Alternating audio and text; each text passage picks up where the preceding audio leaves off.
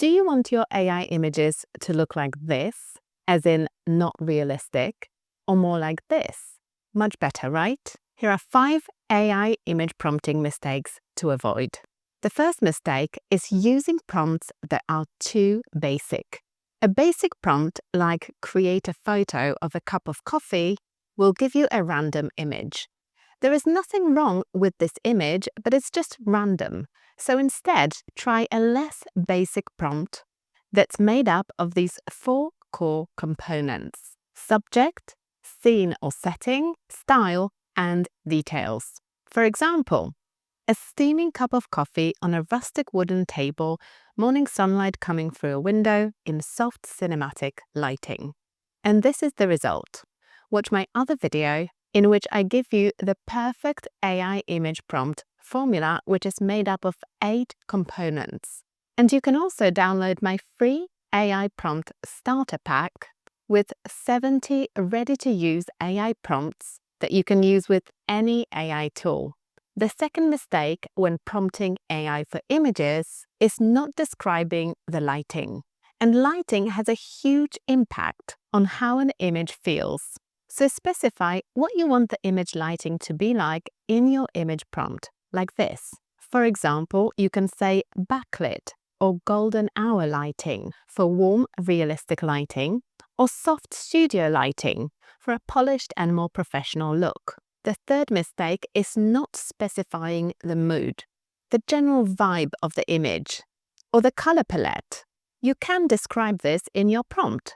Let me show you what I mean in ChatGPT. So I'm going to ask it for an image of a lone figure walking in a forest at night. And let's see what it comes up with. And here's the result. Again, there is nothing wrong with the image as such, but it's just a bit random. But let's try a slightly more evolved prompt. So I'm going to say a lone figure walking through a green forest at night, deep shadows, warm green and brown tones, quite good visibility, dramatic lighting, peaceful and positive mood. And let's see what the difference is. So it's actually given me 2 different options to choose from. And they do look quite similar to each other. But as you can see, there's a big difference from the first image. So in the first one, ChatGPT just assumed what I wanted and it gave me an image that is good, but not necessarily exactly what I wanted.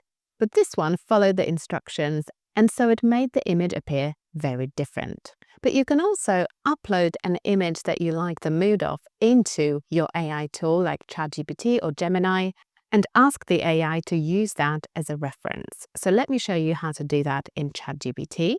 So I'm just going to press this plus button to upload my reference photo, and then I'm going to add the same prompt as I did in the previous step. So describing exactly what I want, but at the end, I'm going to say, use this image as a reference, and let's see what it does. So it says it's analyzing the image, and now it's creating it based on the reference I've provided. And that's the result. So it's quite different from the previous version, and it does resemble the mood of the reference picture I've uploaded to it. The next mistake people make when generating images with AI is asking for objects instead of stories. And here's what I mean. When you formulate your prompt, think of the story that you want the image to tell. For example, if you need an image of a person, don't just say a person. Build a character instead. So let's compare 2 different prompts. A woman standing outside a building. A very basic prompt. And again, I'm going to get something quite random. Here's the result. But with the next prompt, I'm actually going to say something about this woman's ethnicity, age, hairstyle, and exactly where she is. So my prompt is going to be a 30-something South Asian woman with curly hair, wearing casual jeans and a white linen blouse, standing outside a small bookshop, smiling naturally. So I'm imagining the story that the image is going to tell, because usually we create images for a specific reason. This one is quite generic.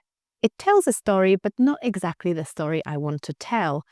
But this image is quite different. It is more specific to the project I'm working on, and it does convey a very different meaning. It also helps to place people in realistic settings, like at a local market, in a messy living room or on a rainy pavement. You can also add specific feelings or emotions into your prompts, and that helps build the character of the person or the scene, and it allows you to generate an image that is more realistic and more aligned to what you're trying to achieve. And the final mistake is forgetting to add imperfections. Perfection looks fake, and I'm sure you've seen a number of fake-looking AI images out there. But real life is messy and there is nothing wrong with that. So you can ask for things like old and dirty trainers, a cafe with slightly messy tables in the background, or a weathered wooden table. And the same applies to images of people. For example, you can ask AI to avoid stereotypical looks and add imperfections like uneven skin, thin hair, or just saying that you don't want the person to be conventionally good-looking. And this is something that will add relatability and authenticity to your images. If this video helped you, let me know in the comments, subscribe for more, and get your free AI starter pack with 70 ready-to-use AI prompts that you can use with any AI tool. And I'll see you next time. Bye!